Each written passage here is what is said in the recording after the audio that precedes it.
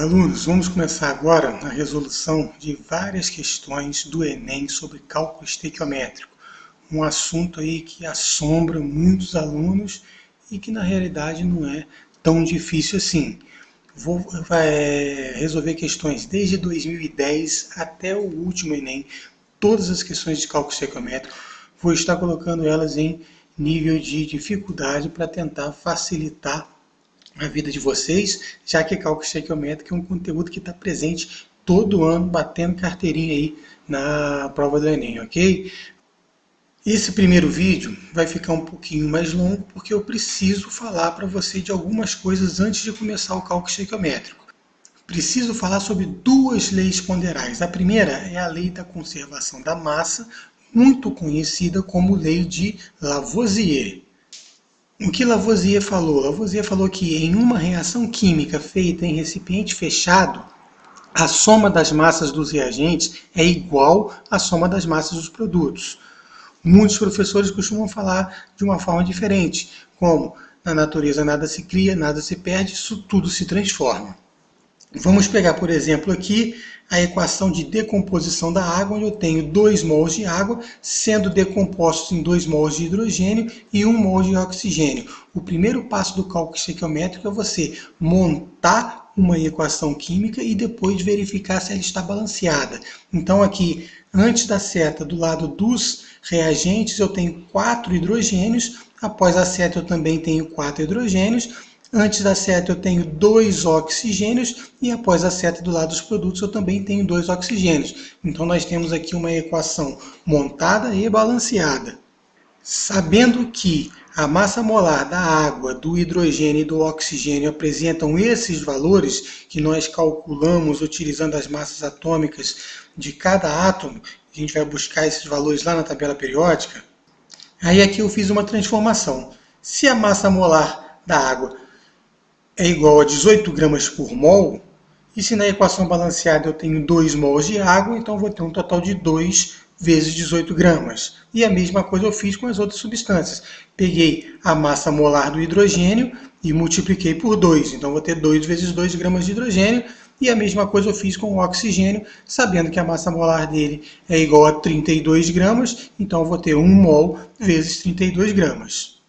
Fiz apenas essa multiplicação nesse caso, 2 vezes 18, 36, 2 vezes 2, 4 gramas, 1 vezes 32, 32 gramas.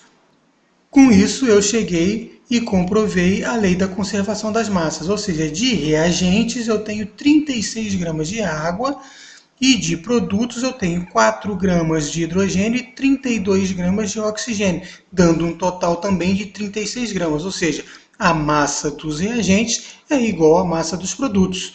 Voltando aqui na definição da lei, em uma reação química feita em um recipiente fechado, a soma das massas dos reagentes, 36 gramas, é igual à soma das massas dos produtos, 36 gramas, 4 mais 32 gramas. A segunda lei ponderal é a lei das proporções constantes, conhecida também como lei de Proust. Ele observou o seguinte: a proporção em massa das substâncias que reagem e que são produzidas numa reação é fixa, constante e invariável. Vamos discutir isso aqui agora. Peguei aqui a mesma equação que eu já utilizei nos slides anteriores, 2 mols de água sendo decompostos, produzindo 2 mols de hidrogênio e 1 mol de oxigênio. Se eu tenho aqui que 36 gramas de água, quando sofrem decomposição, produzem 4 gramas de hidrogênio e 32 gramas de oxigênio, o que acontece se eu dobrar essa quantidade de água, passar para 72 gramas de água? Quanto de hidrogênio e oxigênio serão produzidos? Se eu dobrei a quantidade de reagente, de 36 para 72, eu vou obter também o dobro dessas quantidades aqui de produtos, 8 gramas de hidrogênio e 64 gramas de oxigênio. E a mesma coisa serve se eu reduzir essas quantidades. De 36 gramas de água, agora eu quero fazer o experimento com 18 gramas de água, ou seja, reduzir a metade. Quanto de hidrogênio e oxigênio eu vou produzir? Eu vou produzir a metade do hidrogênio. Eu tinha produzido 4, agora passei a produzir 2 gramas. Eu tinha produzido 32 gramas de oxigênio e agora passei a produzir a metade, 16 gramas de oxigênio. Então, daí que surgiu a lei de Proust. A proporção em massa das substâncias que reagem e que são produzidas numa mesma reação é fixa, constante ou invariável. Vamos começar agora definitivamente no cálculo estequiométrico, mas primeiro eu vou mostrar para vocês o porquê que o cálculo estequiométrico existe. O cálculo estequiométrico ele pode ser empregado para estimar as quantidades de reagentes. Essas quantidades podem estar em número de mols, número de átomos ou moléculas, em massa e volume. Então eu vou estimar a quantidade de reagentes necessárias para produzir uma determinada quantidade de produto que eu conheço. Posso também utilizar o cálculo estequiométrico para fazer uma previsão das quantidades de produtos, que também pode estar em número de mols, número de átomos ou moléculas, massas e volumes, que serão produzidos a partir de uma determinada quantidade de reagente que eu conheço. Para isso, eu preciso lembrar de uma relação, que um mol de qualquer substância, seja ela átomo ou molécula, corresponde a 6,02 vezes 10 a 23 átomos ou moléculas. Esse 1 mol também está relacionado à massa molar dessa substância, e se essa substância for gasosa, 1 mol dela ocupa, nas condições normais de temperatura e pressão, 22,4 litros. Vamos ver isso na prática. Então, repetir a relação aqui, ó, 1 mol de qualquer substância corresponde a essa quantidade em unidades, que corresponde à massa molar e ao volume de 22,4 litros, caso esteja nas condições normais de temperatura e pressão. Peguei aqui a mesma equaçãozinha da decomposição da água que nós estamos vendo desde o início. Eu posso transformar essas quantidades em mol para número de moléculas, então basta eu multiplicar a quantidade em mols por 6,02 vezes 10 a 23 moléculas. Aqui no hidrogênio eu fiz a mesma coisa e no oxigênio também fiz a mesma coisa. Posso transformar para massa, então basta eu pegar o número de mols da substância e multiplicar pela massa molar dessa substância. Já fizemos isso lá atrás. E por último, como todas essas substâncias aqui são gasosas, eu posso substituir os números de mols por volume. 2 mols de água correspondem a 2 vezes 22,4 litros, ou seja, eles ocupam nas condições normais de temperatura e pressão 44,8 litros, que se decompostos produzirão 44,8 litros de hidrogênio e 22,4 litros de oxigênio. Então, essas transformações aqui, temos que estar com ela na nossa cabeça para começar a desenvolver esse cálculo estequiométrico. Essa aqui é a primeira questão de um total de 13 que nós vamos resolver. Ela é do Enem de 2010, do caderno azul. Tá? Ela é uma questão grande, como todas as questões do Enem são grandes, mas na verdade eu não preciso saber tudo o que está escrito no enunciado. Eu vou estar ensinando vocês a pegar os pontos chaves, que são as informações que necessariamente eu preciso para resolver essa questão. Nós não vamos ler as coisas importantes, tá? Essa questão trata de um problema ambiental, que é a poluição de sistemas aquáticos por matéria orgânica.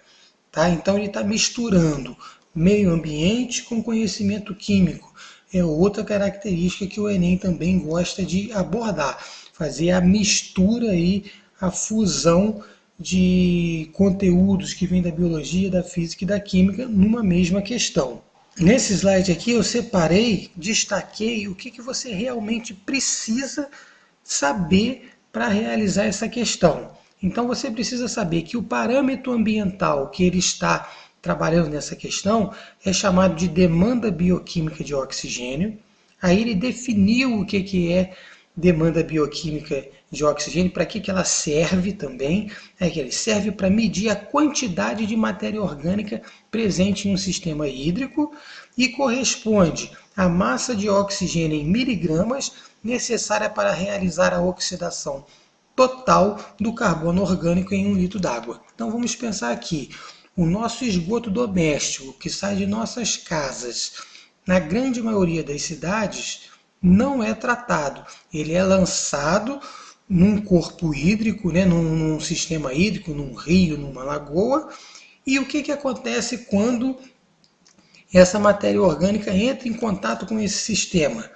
Nesse sistema eu tenho micro-organismos que vão proporcionar a degradação dessa matéria orgânica, ou seja, vão fazer a oxidação total desta matéria orgânica. Mas só que os micro-organismos que são responsáveis por essa decomposição, eles têm que consumir oxigênio para degradar. Então, à medida que você lança matéria orgânica num sistema hídrico, a bactéria vai lá e decompõe essa matéria orgânica, mas também consome oxigênio. Ou seja, ela vai diminuir a quantidade de oxigênio dissolvido na água.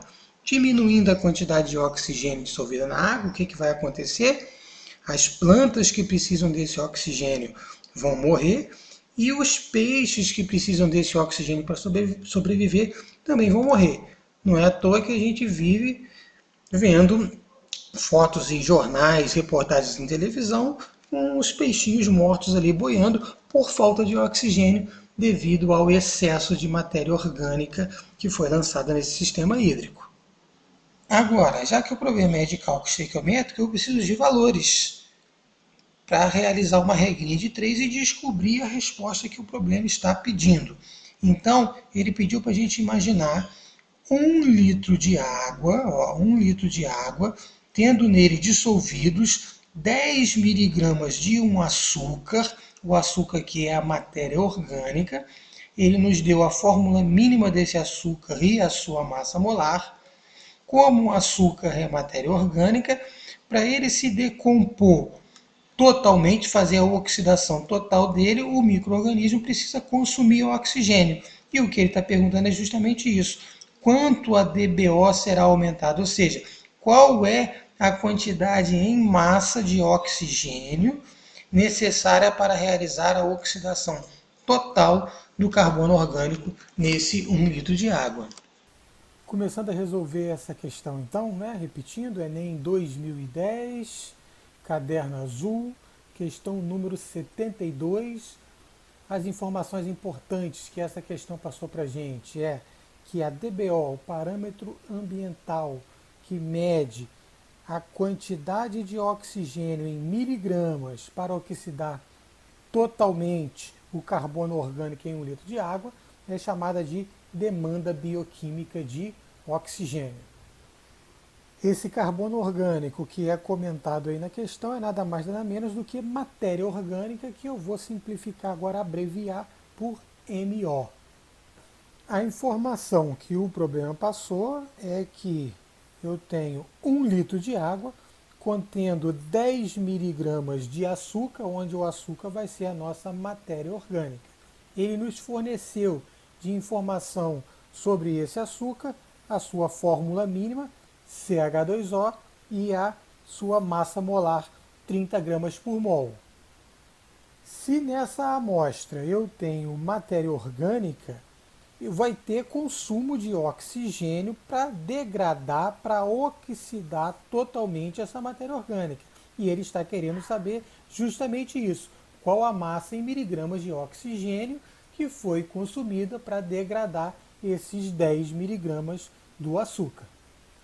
Todo problema de cálculo estequiométrico eu preciso de montar uma equação química que represente a reação que está ocorrendo. Então eu tenho que montar a equação de oxidação total deste açúcar, da minha matéria orgânica. O que vem a ser a oxidação total dessa matéria orgânica? Se eu tiver uma matéria orgânica composta por carbono, hidrogênio e oxigênio, a sua oxidação, ou seja, a reação com oxigênio, vai produzir sempre gás carbônico e água. Isso nós não podemos esquecer. Toda oxidação total de alguma substância composta apenas por carbono, hidrogênio e oxigênio vai ser a reação dessa substância com oxigênio, produzindo gás carbônico e água. Aí surge o primeiro problema dessa questão. Eu não tenho a fórmula molecular desse açúcar. Eu preciso da fórmula molecular desse açúcar para colocar aqui na minha equação. Porém, eu consigo achar a fórmula molecular se o problema me der como informação a fórmula mínima, como ele deu, e a massa molar. Isso que nós vamos fazer agora. Com essas duas informações, fórmula mínima e massa molar, eu consigo descobrir a fórmula molecular utilizando a seguinte fórmula. A massa da fórmula mínima vezes N vai ter que ser igual à massa molar da substância. A fórmula mínima ele nos forneceu CH2O, então vou multiplicar ela por N, vou igualar a 30, que é a massa molar, achando o valor de N eu consigo chegar na fórmula molecular. A massa atômica do carbono é 12, só tenho um carbono na fórmula mínima. A massa do hidrogênio é 1, eu tenho 2 hidrogênios na fórmula mínima. A massa do oxigênio é 16 e eu tenho apenas um oxigênio na fórmula mínima. Então já descobri a massa da fórmula mínima, que vai ser igual a 30. Então vai ficar 30 vezes N é igual a massa molar 30. Com isso eu acho que N vai ser igual a 1. Achando N igual a 1, eu chego à conclusão de que a fórmula mínima é igual à fórmula molecular. Chegando a essa conclusão, consigo montar a equação da oxidação total dessa matéria orgânica. O próximo passo é conferir se essa equação está balanceada. Tem um carbono do lado dos reagentes, do lado dos produtos eu também tenho um carbono. Tenho 2 hidrogênios do lado dos reagentes, também tenho 2 hidrogênios do lado dos produtos. Tenho 2 mais um oxigênio, um total de 3 do lado dos reagentes. E tenho que ter 3 também após a seta do lado dos produtos. E tenho 3. 2 mais 1, 3.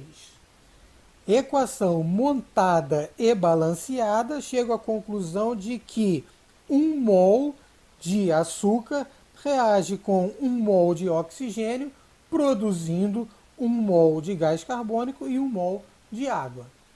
Agora eu vou fazer o quê? Como o problema me deu a massa do açúcar da matéria orgânica de 10 miligramas e com isso ele está querendo saber qual é a massa de oxigênio consumido, eu vou pegar lá na equação a relação estequiométrica entre essas duas substâncias. Da equação balanceada, eu sei que 1 mol do açúcar da matéria orgânica reage com 1 mol de oxigênio. Vou pegar esta relação para estabelecer a minha regra de 3. Tanto o dado fornecido do açúcar quanto o dado pedido do oxigênio foram em massa, esses dois dados. Então eu vou transformar esses números de mols para massa. 1 mol de açúcar corresponde a 30 gramas.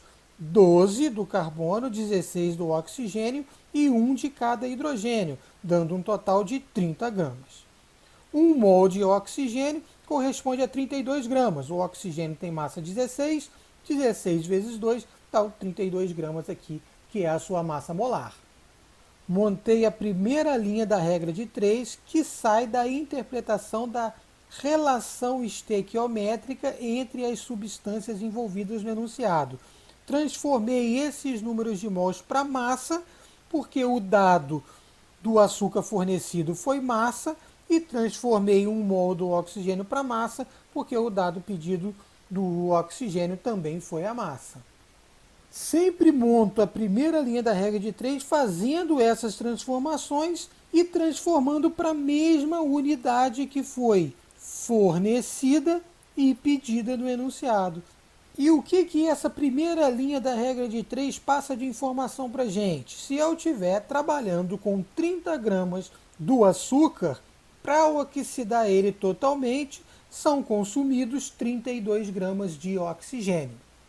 Porém, o problema partiu de uma amostra de 1 litro contendo 10 miligramas desse açúcar. Então, ele quer saber qual é a quantidade de oxigênio em miligramas que foi consumido nessa oxidação total. Então, eu preciso saber a massa do oxigênio em miligramas, por litro. Para fixar direitinho, então, a segunda linha da regra de 3, eu vou utilizar o dado fornecido no problema e o meu x, que vai ser o dado pedido no problema. Montada a regra de 3, o problema virou matemática. Vou resolver essa regra de 3 da seguinte forma. X vai ser igual a 10 vezes 32 dividido por 30. Lembrando sempre que eu posso simplificar, corto 10 com 30 vai dar 3. A conta que eu tenho que fazer é 32 dividido por 3. Isso vai dar 10,7 miligramas de oxigênio por litro. E interpretando essa resposta, isso quer dizer o quê? Que se eu tenho 1 litro de amostra com 10 miligramas de matéria orgânica, para degradar essa matéria orgânica toda, serão consumidos 10,7 miligramas de oxigênio. Então, essa aqui é a nossa DBO, demanda bioquímica de oxigênio para essa situação. Resposta certa, letra E. Em breve vou estar lançando aí a segunda questão de cálculo estequiométrico. Ok? Um abraço aí para vocês.